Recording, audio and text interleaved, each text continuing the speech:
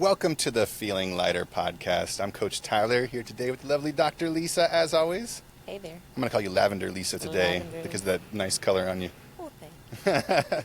I'm excited today because one of the most common things that we see people experience when they're trying to start a workout program is they say things like, I know I should exercise, but, right? And there's always these excuses that we put in the way. And something we've done at WeShape is we've said, okay, there's two big problems in the fitness industry. One, people don't have the right movements for them. Like people really need more personalization dedicated to what their body actually needs. And even though you can create a great program though, nothing happens if you don't do it, right? And so we focus a lot on the psychology, especially on this podcast, about helping people overcome those blocks that prevent you from showing up for yourself. And today we have a couple authors of the book, I Know I Should Exercise, But... right, on the show. And so I just want to read this first paragraph from the book because I think people will relate to this. It says, everywhere you look, there's exercise advice, but many of us struggle to follow it. Pretty much every easy ways to move more article tells us to just park further away from the store. But this simple action can be hard to take, right? If parking farther away is so easy, then why do we still circle the lot and find the closest spot? Sometimes for even longer than it would have taken to walk all the way across it. Did we misunderstand the assignment? Are we just lazy, too busy? Or is something else going on? Diana and Katie, welcome to the show. What else is going on that's preventing people from being able to show up for themselves and actually consistently work out? Yeah, there's a whole inner world, right, of reasons why we don't park closer to the store. And it has to do with our inner motivations. It has to do with our thoughts, how we're relating to our feelings, how we're relating to our sense of self. And I think Katie and I got really interested in all of the inner barriers to movement because it's not so simple as just park further away. Yeah, absolutely not. So along your journey of writing this book, what were some of the things you identified? You know, the subhead here is 44 reasons we don't move and how to get over them. Obviously, we're not going to have time to go over all 44 reasons, but I would love to hear some of the ones that you discovered along the way that you felt were really impactful and maybe even surprising. Let's unpack those. Well, we sorted 44 individual questions into categories because I think that there's sort of reasons that have to do with motivation, reasons that have to do with shame, reasons that have to do with actual environmental barriers. And so I don't know if any one of those categories, I mean, these were actual submissions from people. We asked a very large group of people to send them all in, and every single reason is nuanced, but they all could sort of be collapsed into these concepts. Now, out of the individual ones, Diana, did you have any individual one that you were super surprised about? Oh, there was all sorts of individual random ones, like my cat is on me on the floor and I can't do my PT exercises. You know, these were very specific. Get rid of your cat. Yeah, but when you look at it from a psychological perspective, you can see the underlying processes that are not so specific. They have to do with the human condition and the human mind that tends to operate in a pretty predictable way, which is we get stuck in stories. We believe our thoughts to be true. We tend to get inflexible when things are uncomfortable and we stay in our comfort zones, right? And moving our bodies can be uncomfortable, but so can some of the barriers like walking into, a dance class for the first time or getting up and walking after you've had surgery and there's discomfort, physical discomfort or chronic pain. So we were able to kind of distill it down into the core psychological processes that span across all the unique individual reasons why. I mean, all of us could come up with 44 reasons why we don't move, and they would all be different, yet the psychological processes underneath them may be quite similar, and that's what we were trying to tackle so that people really have a guidebook that they could apply to their own lives, as you were saying, really personalize this approach. I love that. I want to go back a little bit. I want to know a little bit about y'all individual work and how you decided to even come together to do this book, why it was so important for you to highlight these reasons and help people. And I know we've talked to Katie before on the podcast, but I would just love to know a little bit more about what went into what forethought went into this and why this was such a project that you all had to do. Well, I know at WeShape, you were talking about really wanting to make sure that exercise was individualized for the body.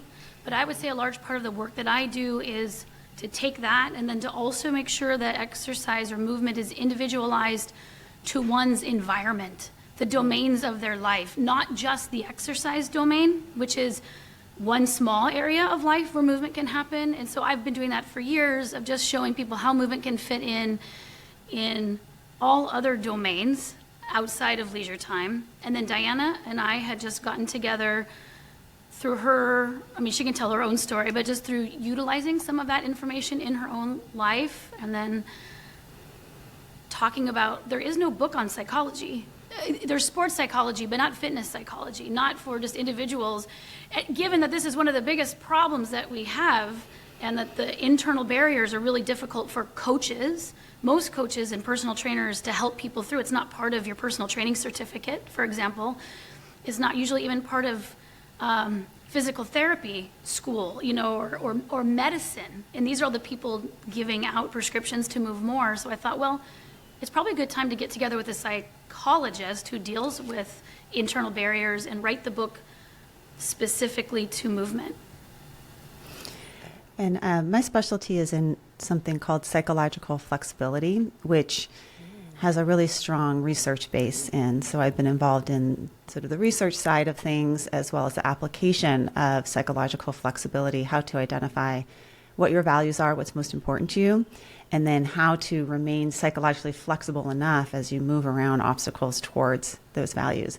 And I've always been taken by Katy's work because I think she's the living embodiment of psychological flexibility. I think she, my first experience with her live was at a farm in Ventura, where we were shoveling mulch together underneath some orange trees. And I'm like, I'm paying someone to shovel mulch right now. Why?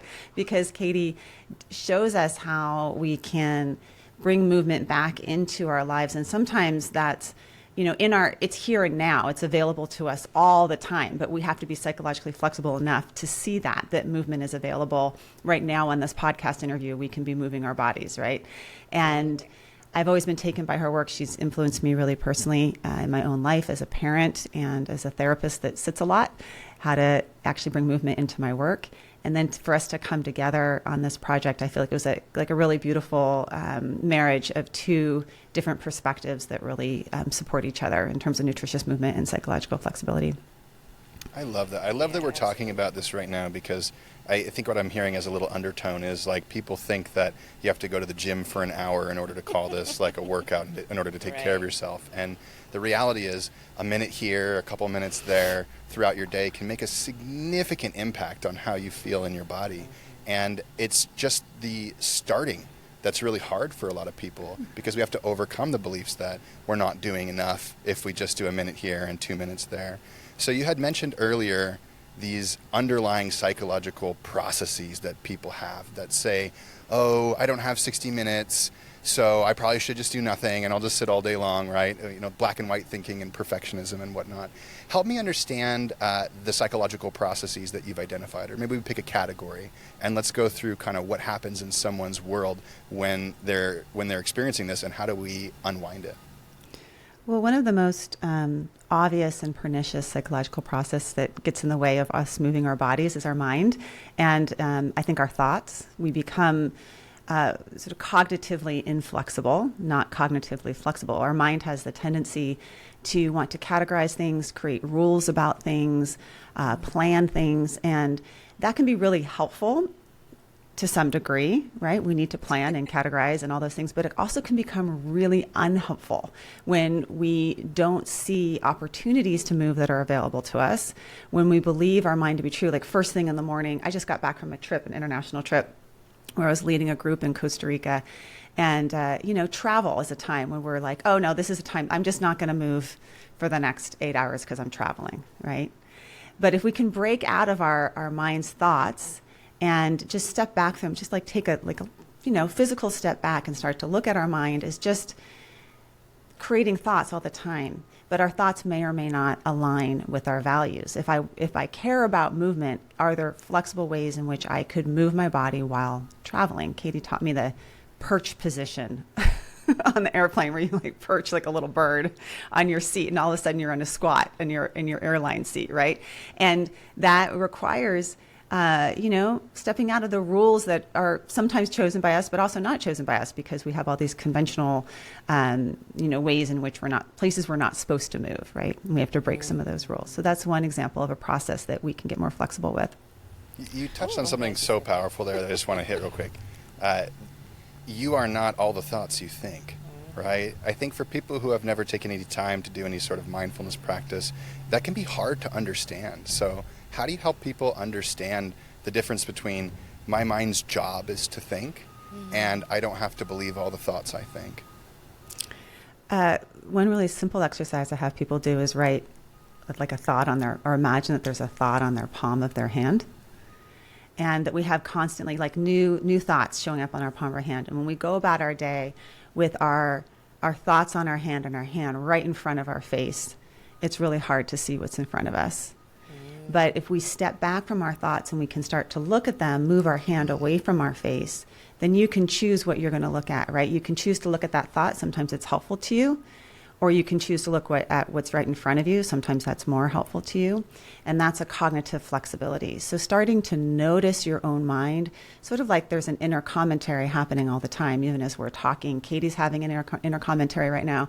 You two are having an inner commentary. I'm even having an inner commentary. The listeners are having an inner commentary. And that's just the nature of the mind. So moving your hand away from your face, stepping back from that commentary so you can actually look at it and see it clearly, and then you get to be the chooser whether or not you want to listen to it, whether or not it's helpful or compassionate or useful. I love that. It puts the power back in your hands, right? Yeah. Like you get to control that. Go ahead. Well, and I also, just a practical application that I could recall of training yourself. You already know when to not follow thoughts. So when I had very young children, you were getting up through the night, and I was just, I could hear someone cry, and I would just be like, oh, I don't want to get up. I'm too tired. I can't do this. This is too hard. Those thoughts just kept going as I got up, as I went to take care of the kids, because one, I've recognized now through working with Diana, my values had already been oriented where of course I was going to give care. I wasn't stopped by these thoughts coming up, which are remarkably similar to what comes up with exercise, because it's hard. It's physically uncomfortable. I'm already doing this one thing. My inertia is keeping me in this chair. So just practicing noticing when you're already strong at overcoming your thoughts, I think was really helpful for me. That's so smart, because you're right. We do that stuff all the time. And I tell my kids that we went to Puerto Rico last week and we hiked El Yunque, and it was so hard, like so hard. And I was telling them, I was like, hey, we do hard shit sometimes. Like that's literally what we do in life every day. So it's a good reminder, and it's never going too far to this idea that like I have to force myself to do awful things every single day all the time, right? But understanding that we're going to be faced with challenges, and it's okay, and it's actually really healthy to like take on some challenges. I want to go back to what you were talking about, the brain. It was so validating to hear you say that our brain sometimes wants to make these rules and have these sort of guidelines for like, this is where you do that and this is where you do this, and just organize. It just made me feel like, oh God, okay, so my brain, that's how my brain has worked my entire life. Like very type A, very color coded, very this is for that and that is for that, and you don't mix the two. And so going against those rules, you feel like a rebellion within yourself to like do something. And as a physical therapist, I work with clients, and I prescribe them exercises to improve their range of motion, their strength, their flexibility. And what I find more often than not, I type up a sheet, and they have access to it digitally, or they print it. And what I have to do more than anything is like almost tear the sheet up and say to them like, hey, I want you to sprinkle this into your life. And they're like, what do you mean? I'm like, I don't want you to feel like, because what they'll say is, oh, I was so busy. I was traveling. I couldn't do my home exercise program. I had so much going on. And I'm like, yeah, I get it. It's valid. We have lives. I was like, but I don't want you to make this a thing that you have to step away from your life to do for 15 minutes straight. I want you to just like, when you get up in the morning, check in with yourself. Oh, my calves are tight. Let me quickly do my calf stretch that, she prescribed me. Or I'm sitting at the counter making my tea or my coffee. Let me do my forward fold while I'm standing here and this is happening. And sort of if that means posting the exercises throughout your house so you get that reminder, that hint, whatever it takes. But this idea that like you don't have to organize your whole life to like be like, this is when I exercise in this space, in this outfit, at this time, every day or every other day, but breaking the rules around that. That process has been healing for me and something that I try to give to my patients every day, but it's really hard to get out of that mindset around movement. It's just much easier to put it in a little box that you open when you think you need it and keep it closed the rest of the time. So thank you for sharing that, for sure. It's a brain thing. Well, yeah, I think that flexibility is sort of like tuning a guitar, right? So for some people, they need to tighten up their strings a little bit. Like maybe they need more guidelines or more structure or more, some of those exercises that you're describing to them, like let's do this 3 times a day. And then for some people, they need to loosen up their strings a little bit more. And what's exciting about psychological flexibility and exactly what you're describing there is that your wise self, gets to be the chooser of how you're tightening up or how you're loosening up, and when you're tightening up and when you're loosening up. I think one of the things that happens as we get older and wiser is we learn how to break rules and when to break rules and when not to. And there's some, committed action in the book. We talk a lot about sort of the commitment that we make to ourselves around moving our bodies. How do we make a flexible commitment? And that requires a little tightening of the strings and a little bit of loosening of the strings, but not just following things because we think we should. I know I should exercise, right? Following things because there's something deeper there, a reason why inside that you want to. I love this phrase you just said, flexible commitment. Flexible commitment. Right? One of the things we used to do with our workouts was ask people, what days of the week do you want to exercise? And they would select them, and then we'd propagate their workouts for them. And we removed that. And people were like, why did you remove that? And we added a different feature that said, how'd you sleep last night? How do you feel today? And how much time do you have? And based on those questions, we're able to propagate something that we feel they need the most that day. And it changed the game for so many of our people because, first of all, we went as low as 10 minutes. And it's like when you give people the opportunity to just do something for 10 minutes, the excuses start to drop away, at least the time excuses do. And when you start checking in with people and saying, how do you feel? How did you sleep? And if they slept crappy and they feel lousy and you give them a bunch of stretches, they walk away feeling good and grateful still. Versus if you just beat them down that day, they're going to feel negative. And so with us, it's about building positive associations with movement so you can start to really celebrate that part of yourself. So I'm curious, time is probably the most common thing that we hear people say. I'm too busy. I don't have the time. We've talked about movement snacks and integrating into your life, but for someone who's not aware of this, doesn't know what to do, how do they start? How do we convince them to take those first steps that start to build that habit into their life?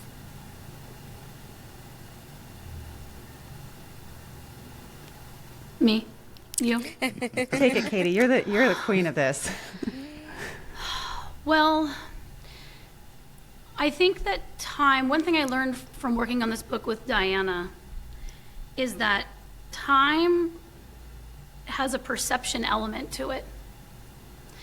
You can perceive 10 minutes as taking a lot, or you can perceive 10 minutes as taking not that much. And Diana, you can talk to the research about how moving regularly increases your perception of how much time you have, which I think is really interesting.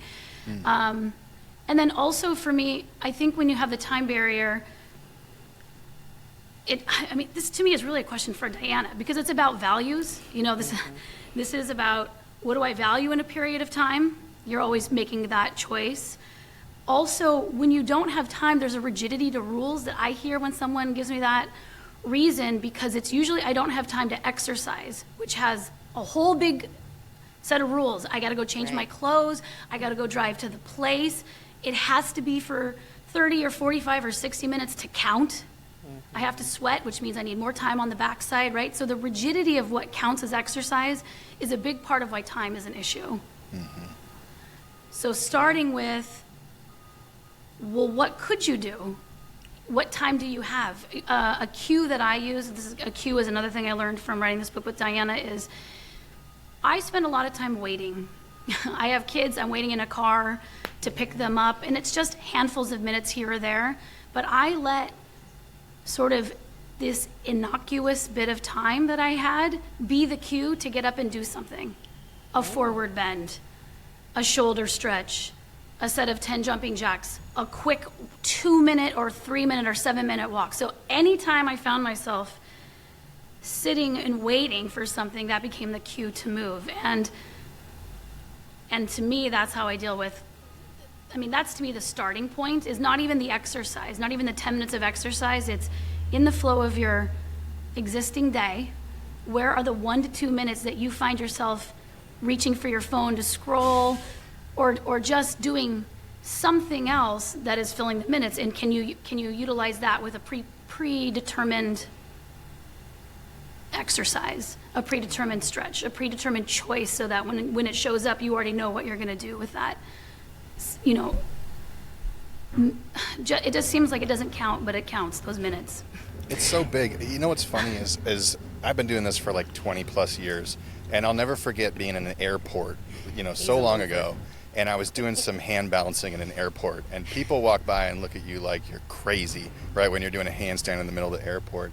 And there's a level of like almost shame or insecurity that you have to overcome, and people looking at you. Why are they looking at me while I'm stretching my hamstrings or doing whatever the heck I am doing? But I think it's just something that people need to let go of, because it's so worth it. It's so worth it to be able to show up for yourself in these little minute increments, because they add up so big over the long haul. I don't want to gloss over what you had said about Diana's the research about expanding time horizons or perception of time horizons. So I'd love to hear the answer. Yeah, I mean, there's a couple of things about time which is interesting from some of the research out of UCLA. One is this U-shaped relationship with time, which is people are least happy not only when they feel like they don't have enough time, but also when they have too much time. So more than 5 hours of discretionary time a day and less than 2 hours. And for some people with movement, it's almost like they have too much time that then they put it off. They're like, oh, I'll move my body later. I have a whole day. I'll go for a walk around 5, right? And then for other people, they feel like they never have enough time to squeeze it in. And so there's something about reclaiming the time in the here and now, that now is your opportunity to move. It's not later. It's not because you don't have enough time right now. I mean, I'm like you. In the airport is when I'll do like 3 sun salutations. I'll go find a corner and do it, or I'll, carry my bag up the stairs, or all the things. I mean, all the ways that we are living here and now, we can bring movement into. And that does require being what I love Pilar Gerasimo, which she calls it being a healthy deviant. That in our world that is so, we have to be a deviant in order to be healthy around moving our bodies.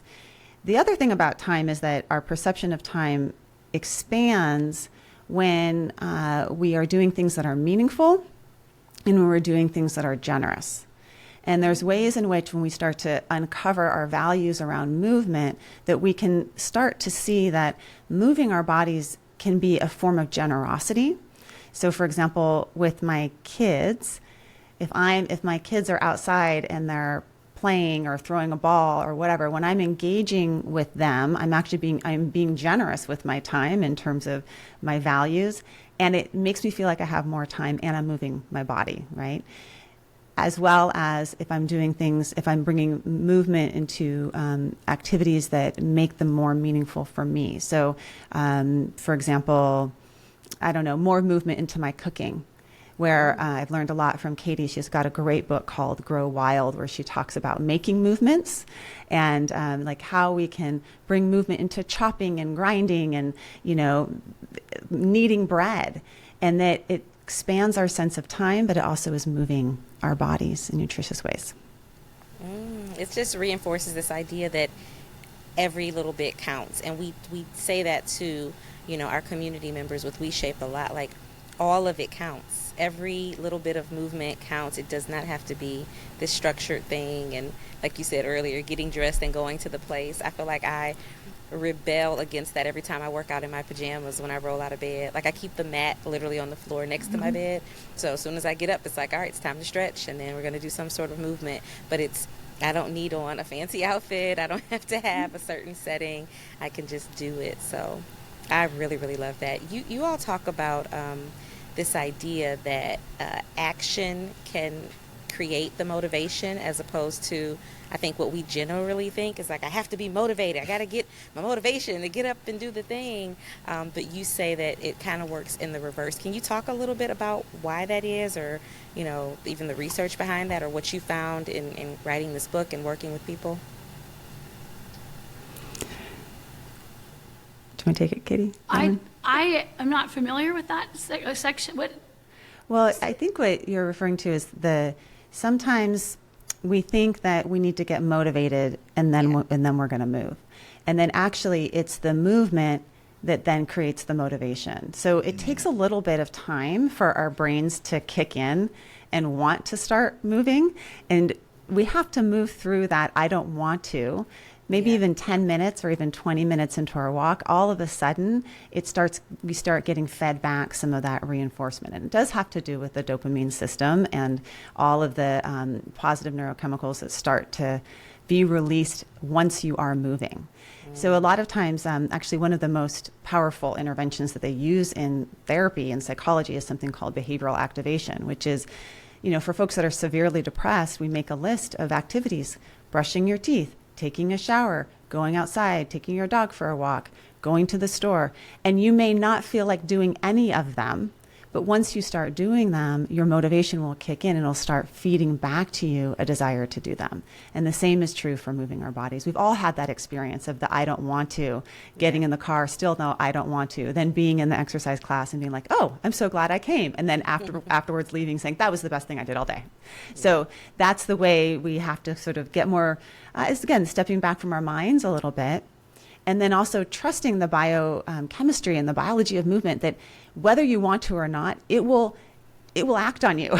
You will start to feel the difference. You can't fight it. And it will start to feel good, because there is evolutionarily, sort of a resistance to movement initially, because of our body wants to conserve as much energy as possible. But then once we're moving, then our body says, oh, this person must be moving for a reason. They're going to get resources, or they're running away from something dangerous, or, and so then we get reinforced to move more from our brain.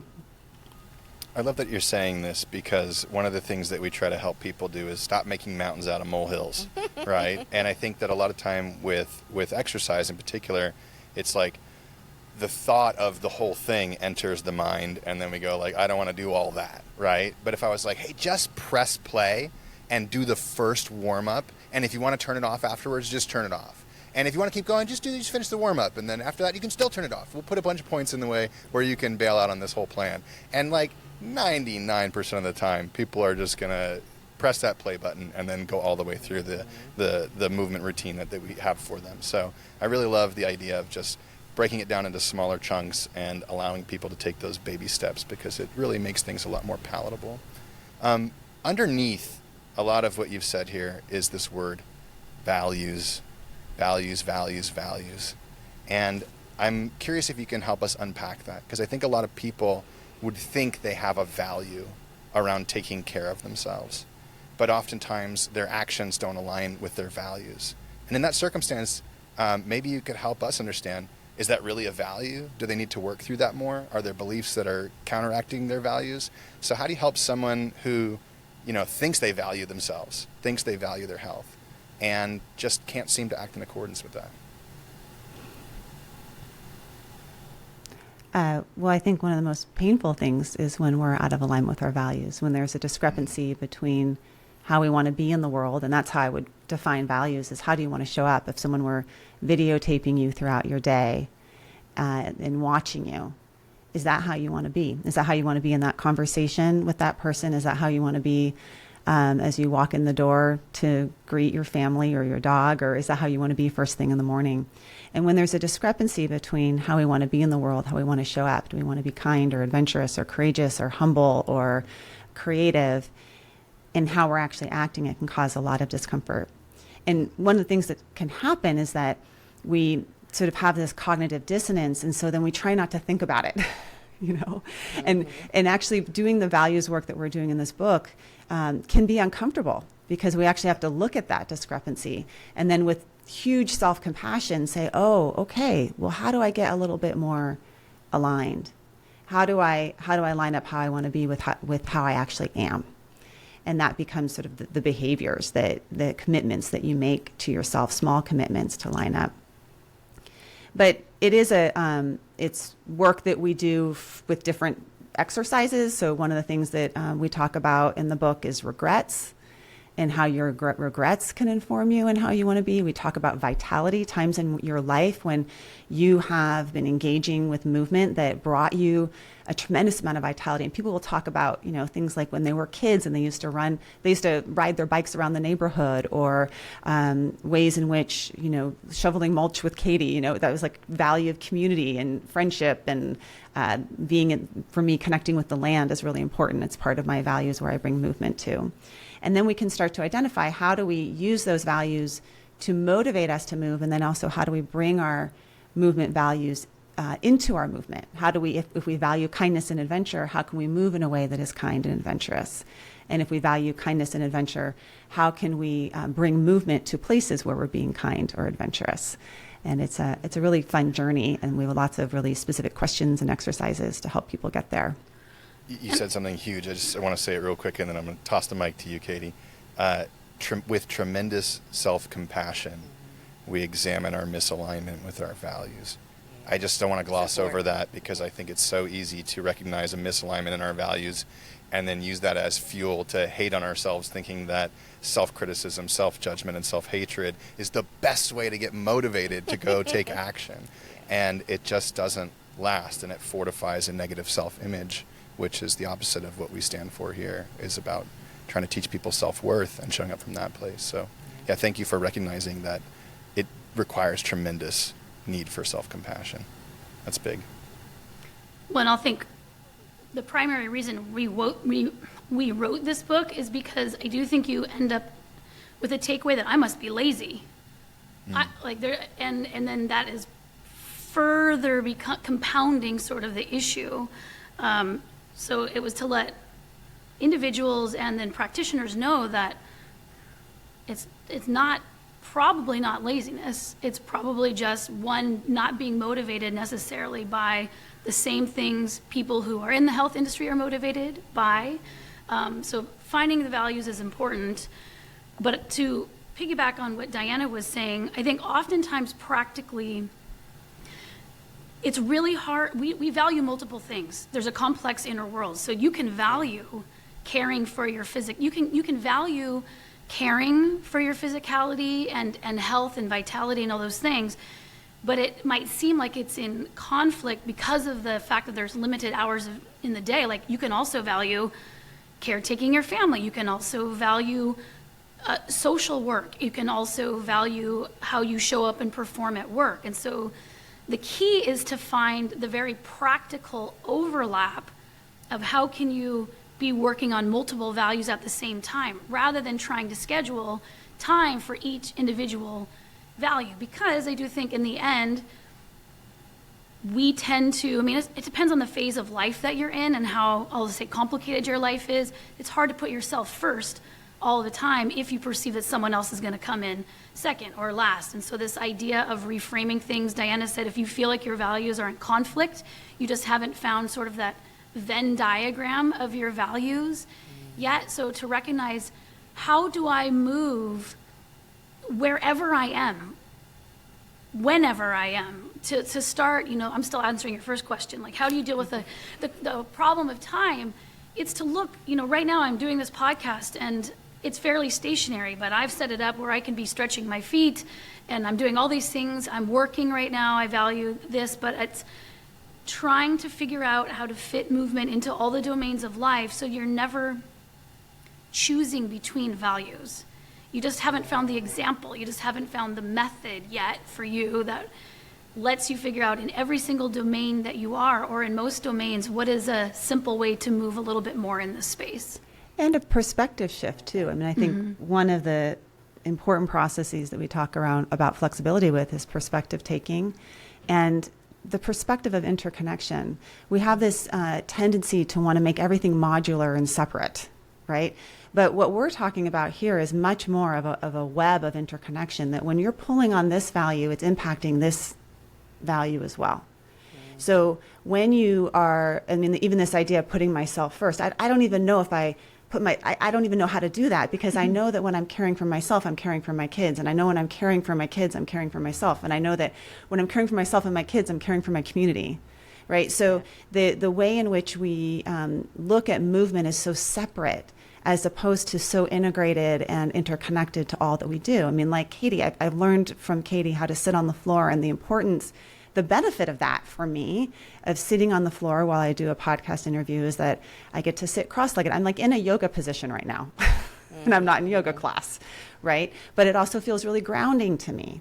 And then I'm like, oh wow, I'm kind of caring for I'm feeling more centered because I'm grounded on the floor and I have a nice long spine, and I can also adjust my body and move my body as I sit here, which helps me as in a podcast interview, helps me in my work.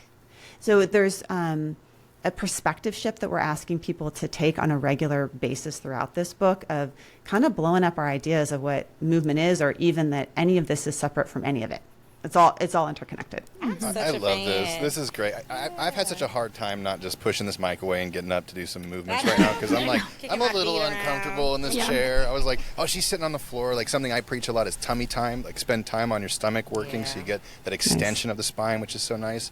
And also just like set up your world to encourage movement. When you come to my house, I've got monkey bars outside. I've got all kinds of foam rollers and stretching stuff on the inside. And recently I was like, can I put a yoga swing in the living room?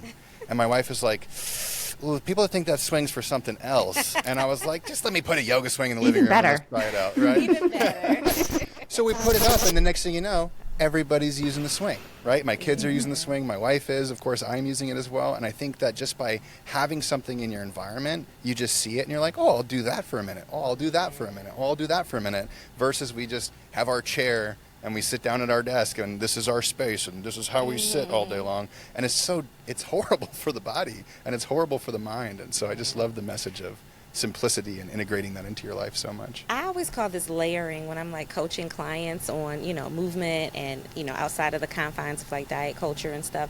I'm always like, maybe you don't love walking, but maybe you really, really, really like bird watching, and maybe you really, really, really like hanging out with, your partner. So why don't y'all just like go for a short walk and check out birds? Don't make it about this physical thing that might be a little uncomfortable because you haven't been doing it for a while, or that you may find boring when you're just focused on the walk. But if you're out there with someone you care about and you're taking in the beautiful scenery and the birds and the fresh air, then it's like, oh, this is not an exercise of torture and torment. This is like a nice little activity to do with someone I love and to engage in the world around me in a very positive way. So when you talk about things like that, it leads me to the conversation of this idea around joyful movement. And that is a big thing for me in my personal practice with my clients, and then with WeShape as a whole. This idea that like finding joy in the ways in which we are able to move our bodies is so central to like being consistent, being committed, and making that a big part of our lives, day in and day out. Why do you all think people struggle with that connection between joy and movement? Like, why is that such an uphill battle for some people? Well, I think practically, the whole narrative, the definitions around exercise, the way it started, its origins, is very in a tight box with lots of rules. And so we are kind of on the forefront of redefining the concept, but it makes a lot of sense if you've been in the space and you yourself have deconstructed it. But for everyone else, they've been living in all of the messaging for their entire lives. So to now be like, oh, it's not really this percentage of heart rate, and it's not this many reps, and it's not for this many minutes, and it's not in this outfit, and it's not in this container, and it's not away from everything else you're doing, you have permission to integrate it. You can pick whatever mode you'd like. You can find something meaningful. It's not atonement. Exercise has been set up as atonement, for eating. Like, we have two biological imperatives, and we've used them clinically. We've talked about them. It's not, this is deeply woven into the fabric of exercise science, of health science. And so we're just at the forefront. I don't think it takes people that long. There's just not that many places to see examples of non-exercise movement as a valid way to treat a problem. You know, like when we're in the mindset of movement as medicine, it still is, we're still trying to put it in a dose. And dose has a lot of rules to it because, you know, we want to see if it's effective. So we keep it in these boxes, and I think it's really hard for people to open up to say, look at children, look at your grandparents. You know, these are probably souls that had to do a lot of movement or get to do a lot of movement now, but they don't have the construct of exercise or fitness or those definitions influencing their choices. But as you get older, things get busier and you want to put it into a box. And then where's the easiest box? It's like it's the one filled with this equipment, and then you're sort of like, it has to be at this time, and then it's got to be with this teacher, and I don't really jive with that person. And so it doesn't feel as organic or individualized in the truest sense of like whatever you kind of want, whenever you want, however you can. And we're just at the beginning stage of it, but I think we're getting there quickly. My husband's a teacher, and he always says they're going to school the smarts right out of them. And, you know, we were born in the world just intrinsically curious and wanting to learn. And we're born into the world intrinsically movers and wanting to move and having joy in the body, moving the body. And so when we reclaim exercise as joyful, as a gift to ourselves, as an act of self-compassion, we can also start to build in savoring practices where we're lingering for 15 seconds on the positive aspects of savoring the sensation, savoring what you see, savoring what you feel, marveling and feeling proud of yourself for doing something that's hard, right? And savoring the connection that we feel with others when we're moving with others. And when we do that, it encodes into our brains. We have to linger on it for longer because negative information is automatically encoded into our brains because of our negativity bias. Positive memories we have to spend more time on in terms of positive neuroplasticity. But we have that as a practice in our book is not only find the joy of movement, but intentionally savor the good aspects of it. I was out picking flowers this morning for this podcast in the yard, and I was savoring the squatting down and the choosing of the flowers and the cutting of the flowers. That's movement. I'm squatting, I'm walking, but I'm also pairing it with this feels good. I'm enjoying this. This is a way I like to move my body. I love that so much. You're building so much self-appreciation and gratitude and such a positive association with movement by doing those practices. And I think everyone here could stand to do a little more of that, right? It's really easy to hate on our bodies, and that's what we've been told to do. But like you just said, no child is born hating the way that they look. They're all born loving themselves and enjoying themselves, and we just beat it out of them wanting to move over time. So, yeah, well, if you guys are having a hard time with finding the inspiration, motivation, whatever you want to call it, to show up for yourself, then this book, I Know I Should Exercise, But, is definitely for you. So where can people find you guys? Where can people find your book? Tell our listeners more about where they can find you. Well, hopefully they can find the book everywhere, at their local bookstore and, of course, online. And then you can find me at Nutritious Movement, everything, you know, socials or website. And you can find me at drdianahill, socials and website, and my podcast, which is The Wise Effort Show. Awesome. Well, Diana, Katy, thank you so much for your time. Thank you for writing this book, by the way. That's really important, and I think it's something that needs to be talked about. And thank you for leading the charge along with us when it comes to helping people focus on joyful movement and caring for their bodies rather than using self-judgment and putting pressure on themselves to change it. It really means a lot.